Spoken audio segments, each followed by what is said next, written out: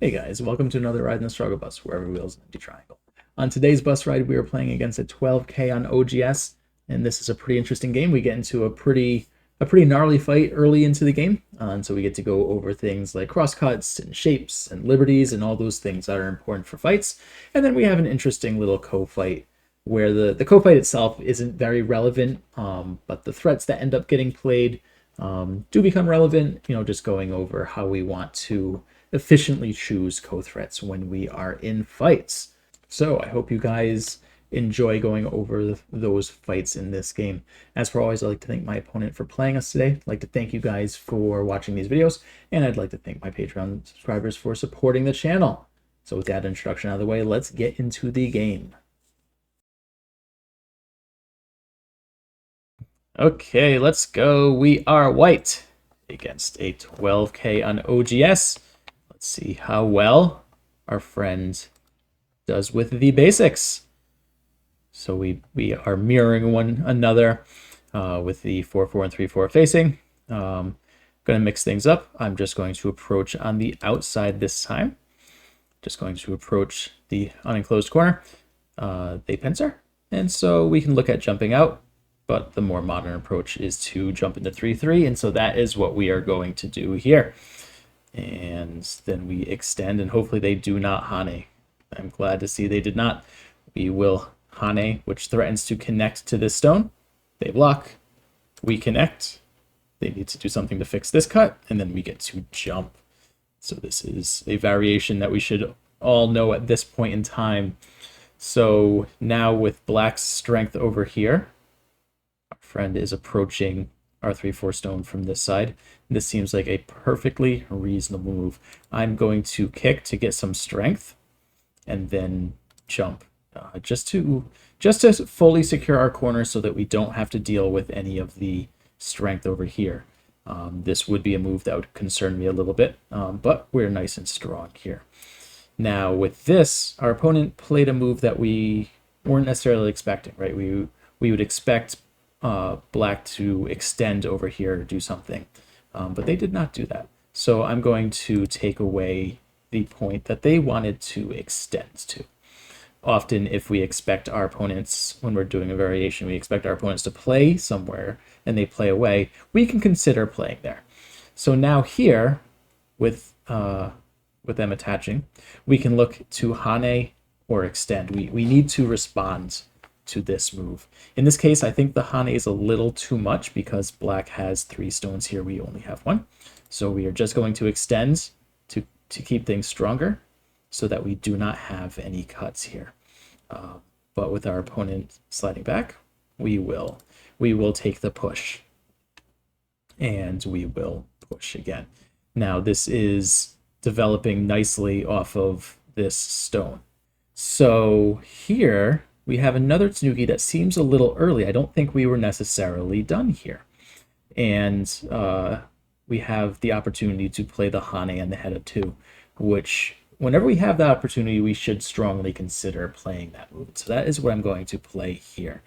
What's nice about the Hane at the head of 2, especially when we have their liberty away here, is we can almost always double Hane because it opens up this double Atari here, and our opponent is forced to make this not so great exchange. We of course now have 2 cuts though, and so we need to protect, and so I'm going to choose to protect here. But you can see how crunched and overconcentrated black is now. We will respond to this. We want to make sure, obviously we want to make sure that we are alive here. We aren't going to get too much from this, but neither is our opponent. The question is, can we play this Atari and it be Sente? I don't think it is Sente, so we probably shouldn't be playing it. The question, though, is if our opponent plays here, do we have a good answer? And I think we do. I think we are okay. So I think we can play away here. So our opponent responded, approached over here, and we never responded to it. I'm going to pincer their stone, much like they pincer ours. But I'm going to do a different variation here. I'm going to do the variation where we take the outside because we already have this nice wall. And so I'm going to go this way and choose to do this variation where we change directions and take the outside and let our opponent get the corner, which works well with what we have built here. And we have a cut here that we potentially have to worry about. We have a cut here that we don't have to worry too much about. So I think what I'm going to do here is do a nice standard variation off of this shape. So this is a shape that we see in a lot of our games, but you know, the variations here can be complicated. But often one of the simpler ones is just to attach at the 4-4 point. And our opponent will most likely Hane on the inside. They did not. They did not. So the question is, do we push here? And I think I'm just going to extend this way. I wanted to take the outside, and so I'm more than happy to just extend and take the outside. This is an interesting move from our opponent, and so this is a pretty common shape that we see a lot. And black is looking to play e17 if we descend. And I think I'm okay with that. I might even be willing to give up these 3 stones. So I am going to descend here. I'm going to block, and I expected them to cut here. We obviously have to connect now. But I don't think this is something that black really wants to get involved with. We have a strong wall over here. So we can play some pretty forceful moves, and it's going to be difficult for black to get anything here. This influence, this thickness, fighting is exactly what it's looking to get. So let's see. They have cross-cut us, and so we have to figure out which of our stones is weakest, which of their stones is weakest. We want to play a move that makes our weakest group stronger, and we want to play a move that makes their weakest group weaker. One thing we definitely do not want to do is Atari the cutting stone. That's pretty much rule number 1 of cross-cut fights. Do not Atari the cutting stone. In this case, no ladder works on this stone, but black can Atari and push out. So we can just look at connecting here, or we can look at doing this. And I think playing here is better. This is the weaker of the black stones, but this is fine. The ladder does not work because of this. And so black can push through, but we are able to turn and connect to our stones here. Ooh, and now black plays this, but there's no life here. This group is already connected to a living group, and this cut I do not believe works. But they can potentially break off this stone. So what I'm going to do is I'm just going to play here or here. I think I'm just going to play here. Connect up. This cut does not work because we can play here. And if they attempt to cut, we can Atari. And so while this leaves a cut here, we have an answer for the cut. This took a little bit of reading. And now black is looking to run towards the center. So now we potentially have a group that we can fight and go chase. But before we do that, we have to consider, do we have any weaknesses of our own that we have to take care of? And we do. We have a cut right here, which doesn't look too great.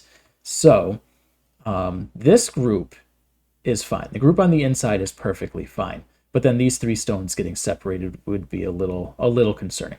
So I want to get some strength for these 3 stones and get ahead of this group. So I'm going to jump. This is a way of saying I don't care too much about this cut. I'm just going to connect here and deprive my opponent of liberties and play this Atari. Just to keep them liberty light. That's interesting. I will gladly capture, because if we connect here, then we don't have to worry about actually capturing these stones. Otherwise, we would actually have to do the work to playing all the stones to capture these 5. So it looks like black's interested in the ko. That's fine. We'll just do this.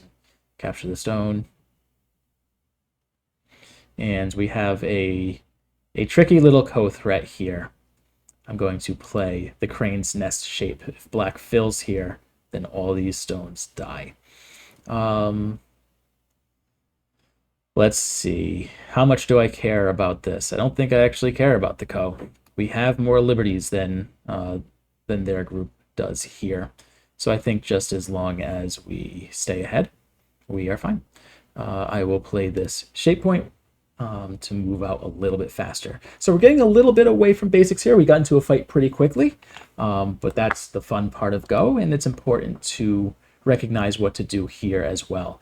And for fights, what's really important is good shape and making sure that we have liberties to work with. So just like earlier when we were able to Hane at the head of 2 here, it's really important that our opponent does not get the Hane at the head of 2. So we are going to extend here to give our weak group some more liberties. This group is plenty strong, and this group's plenty strong. So really we're just chasing this one group. And so what do we want to do now? We can, I think I'm just going to turn here. I think our job attacking this group is done. We're not going to be able to really attack it any further. They've already broken free. We can't surround them anymore. And so I think it is time to move on. And so I'm going to take this turn, which threatens to push and take away the corner. And unfortunately, our opponent did not respond to it. So we are going to push and follow through on the threat that we played here, because we can push and we can Hane now. Because if black does not connect, they lose that stone. And now we get to connect. This stone's in trouble, and the corner is in trouble. So we get to play here as well. And this isn't 100% alive yet. We can come back to this later. But first, we have a cut that I want to fix. And so I'm going to fix it, just like this. And so now we have fully reduced their corner. Black has decided to fully live. And now we have an interesting situation where this group isn't 100% alive yet. And then we have this stone as well. So we can play moves between these two weak groups. So let's play a move like this to just lightly pressure this group while maybe actively surrounding this group. This is another way that we can attack, is we identify two groups that we can attack, and we go after one while aiming for the other. Sure, we will gladly capture this stone. That's not going to work. We can just play this admittedly kind of gross shape, but it will work out fine. And we can play here, probably. That ensures that these 3 stones are okay. So black is going to live here. That's fine. That is perfectly fine. Again, our target was this little guy right here. So now we can play a move like this, and it looks like the stone is fully surrounded, and I don't think black can save the stone. I don't think black should try to save the stone. I think black is going to end up losing too much if they do try to save it, but if he is determined to do it, then that is okay.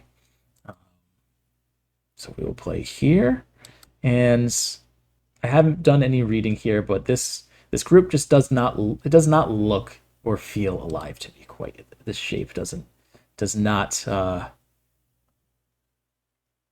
look too alive, but it might be. It might be. So we play here to block, and I wonder if playing here does it. No, I guess he is potentially live, and that's unfortunate, but it's also okay because black is getting so few points out of this. Okay, so now what do we want to do? Do we have any weak groups on this board? I don't think so. Does our opponent have any weak groups on this board? Potentially this group, potentially over here. Let's play this. This is a pretty large move, and it threatens to kill the corner. So it's just endgame, but it's reasonably large. And what else do we have? We can block black from coming in and fully claiming this side. We can look to resurrect this stone, and I actually like that. So let's play here and look to turn this stone back on, make it a little annoying for our opponent. And we can play here. That'll work. keep them just on the third line. This is fine. This push does not work. We get to extend here. And that is a reasonably fine move. We will play here. And I think we will do this ko again. Again, if we connect here, we don't have to put any more stones into actually capturing this. So that is fine. But of course, black now only has 4 liberties, and we've got 1, 2, 3, 4, 5. So we're in no risk of losing this race. But if we're going to do the ko, let's do the ko proper and play our big ko threats. Okay, that is a good threat, but we actually get points from this, as where with me playing over here, black actually isn't gaining any points by this, but we gained a point by black playing here. And we get more points from this. The more points, the more stones we get to capture here, and the more stones we get to play on the outside, the better this will be for us. We've got this nice local ko threat, and we'll capture. And if black wants to keep on laddering, this is fantastic. It's important when we get into ko fights, and I'll go over this a little more in the review, that your ko threats be meaningful and not lose points when you play them. Black is losing points by playing out these ko threats, as where the ko threats that I am playing do not cost us any points. So I think we can play here. I'm not sure if this is worth responding to, and black did not respond to it. That seems perfectly reasonable. But again, we have a lot of liberties here. So let's see. But let's make sure that we don't fall behind. So black was smart by not responding to this, but this at least got us some amount of points. But our group is going to be able to win this race. Okay, so I think we just need to extend again, or do we just ignore this? I think we extend one more time, and then we will just look at making sure that we are okay here. Yep, that's fine. We will respond to that, make sure that the ladder is still good. We can play here, which is a big reduction move.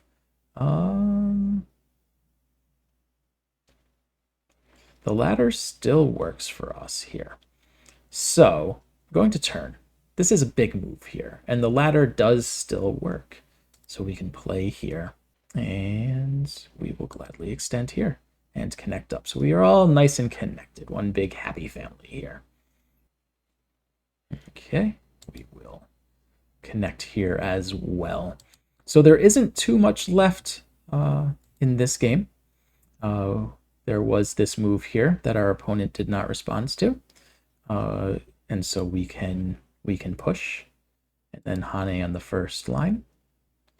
And what else do we have? We can block here. We can block here, though there's not going to be many points at all here. So I think just blocking here looks acceptable. And now I think it is time to capture these 3 stones. And at this point in time, we're pretty much fully in endgame. I don't think there's really much more that can be done. I don't think there are going to be any more points that we can get on this board. I am going to connect right here, again, so that we don't have to remove all the liberties here, because black could play in a way that would force us to actually have to play these liberties. So anyway, we're pretty much at endgame. We're going to finish this one out. I'll catch you guys at the end of the game where we will review this one. So I will see you guys there. Okay, so here we are at the end of the game. And yeah, things were mostly settled last time I saw you guys with this one. So let's take a look at what our opponent could have done better with this game. Okay, so we're going to take a look at this one from the perspective of black, and everything starts off fine. One small criticism here, though it's not that big of a deal. When we extend off of 3-4 stones this way, typically we want to expand that way. and our stone is over here. So if it would be more efficient to extend towards this one. And so these, if you're looking for a 3-4 with a large knight extension, we should do it this way so it faces our own stone, but not that big of a deal. Black pincers, I think that is a fine decision. Black did a fine job with this, and I really like this Tanuki. I think this was a very sharp play. I was expecting Black to go this way, and I think, whoops, that is not the move tool. I expected Black to go this way, and I think this would have been fine as well. This seems like a reasonable thing to do. Though here I'm not sure what Black's looking to do. It's tough to extend off of a third line stone, you know, so this move doesn't really get us territory. It's too early to care about territory. And this group is too strong to really pressure at this point in time, which is why I chose this variation. And so I do think it would have been a little more proper for Black to do a shape move over here, either L17 or K17. But not a huge mistake. I think it is fine enough. We go and take the shape point that Black wanted, Black attached. I think this is okay, except I don't like going this way. I think at this point in time, all Black can really get out of this is influence, and that's fine. There's nothing wrong with taking influence on this board. I think it will work very well with the influence that Black has here, and I think it balances the territory that Black is looking to get over here. So I think this would have been fine. I think if Black had played this way, it still would have been a perfectly even game. But when Black played this way, he kind of moved in the wrong direction, right? The action of this game looks like it's going to be going this way, right? We've got Black is looking to take control of the center. We've got a bunch of potential on this left side. So I think this is the interesting area of the board. And when that is the case, we want our stones facing that direction. And so by playing here, we move in this direction. As we're playing this way, we move in the wrong direction. And then it lets White play the first move in the direction that we care about. So I think this was probably like the first big mistake, even though it was a subtle one. And then Black Tanuki. I think this was a little early, though. I understand that this doesn't feel great, right? Again, I think this is all because of N17, right? Once N17 got played, I think there wasn't going to be a good result here. But Tanukiing, I think, just made it even that much more painful.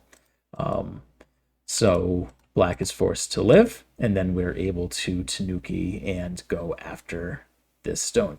And I did this with the intention of playing the variation that I played, which is one that you might not be too familiar with.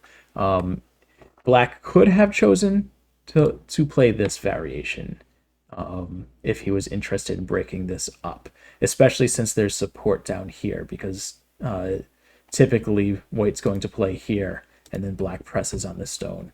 And the stones move this way. This is the other variation that I saw more back when I was learning to play, some 15 years ago, but has fallen out of popularity now.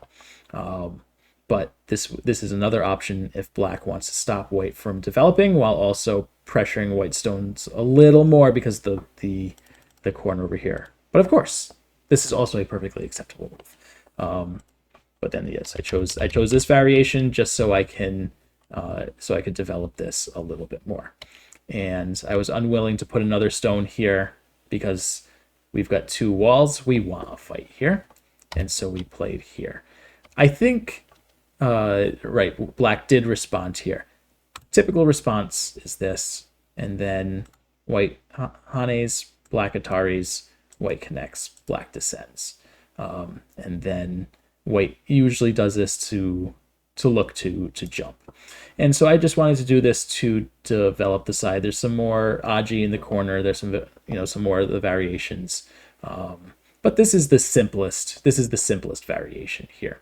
But Black descended instead, which feels a little slack. We extend, and then Black plays this move. This is a fine move, but typically we see this in the end game, right? It's a little early for this move, and if you're going to play this, you're pretty much obligated to cut at this point in time. And in this case, I would have been more than happy to eat this stone, let black push here. This is what I'd expect black to do in this situation. I was okay with this. And if black was unwilling to cut at e17, then I do not think black should have played this move. Black should have probably just turned here and let this variation happen, and this would have been fine. And again, this is a reasonable enough move, but it requires the follow-up at e17. Once black plays this, now black is heavy with these two stones, meaning black can't sacrifice them as easily because black loses that many more points by sacrificing these two stones, and it forces white to fix the weaknesses that I had. So it's a little unfortunate that black had to end up sacrificing those stones. And so that's why I just didn't like the extension to f17. At this point in time, things are kind of, the wheels are falling off a little, and that's fine. We go this way. Here was a big miss, right? These stones are dead. I think it's important that black be the first one to jump out. Otherwise, we definitely could have considered playing this move and fully surrounding these 4 stones, because black can't cut this group off. We get to stay connected, and these stones are going to end up dying. So this was the next big miss. I decided to just fix the cut over here, because I did, while I could have played this, we do need to respect what this does.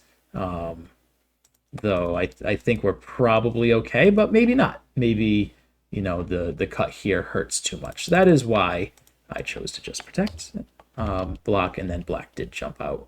We jumped out a little faster. Black threatened to cut, and that is all fine. We had enough liberties, but yeah, this is getting tough for black. I really think black just needs to jump out if black is going to save these stones. Not sure they're worth saving, but I likely would as black. But yeah, playing here, this also gives us some more time. We could have considered a move like this to threaten to surround, but I wanted to strengthen my weaker group. So anyway, we do the silly ko one time. This was just a kind of a test. I wanted to see if he was going to fall for the trap. Hopefully you guys know this shape, but it is a very common one. It is called the crane's nest. So if black had filled here, white has this fun Tsuji where we can play here. When black Ataris, we play on top. We cross cut, which puts black into Atari. Black captures. We put black into Atari, and if black connects, they die. It's a fun little Tsuji, but black was too smart.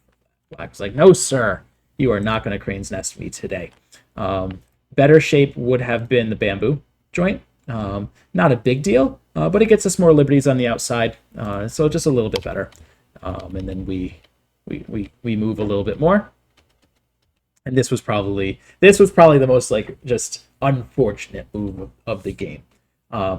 So here, black was looking at this and going, oh, I'm not alive yet. I don't have any eyes, right? Because K14 is a false eye. K11 isn't an eye yet.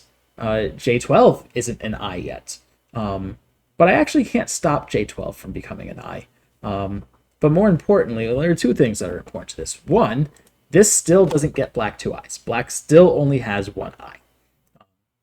So this doesn't get him alive. 2, we can just run. And if you were given the choice of living small or expanding, expanding is always the thing to do.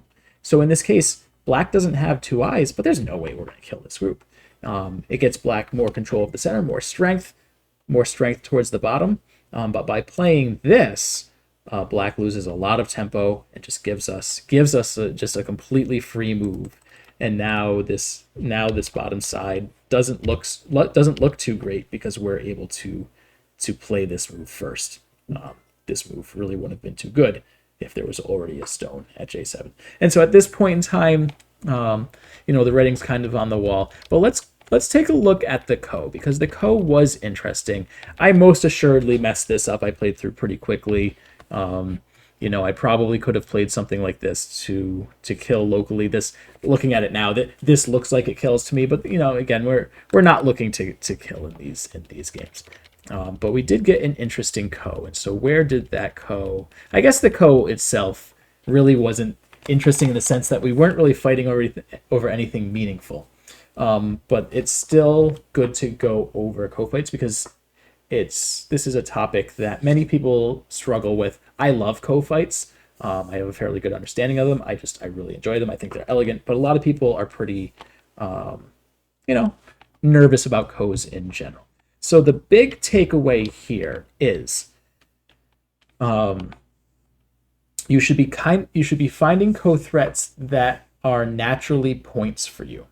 And so an example is, black could play this as a ko threat because, if nothing else, this is 1 point. This black gets 1 point from this.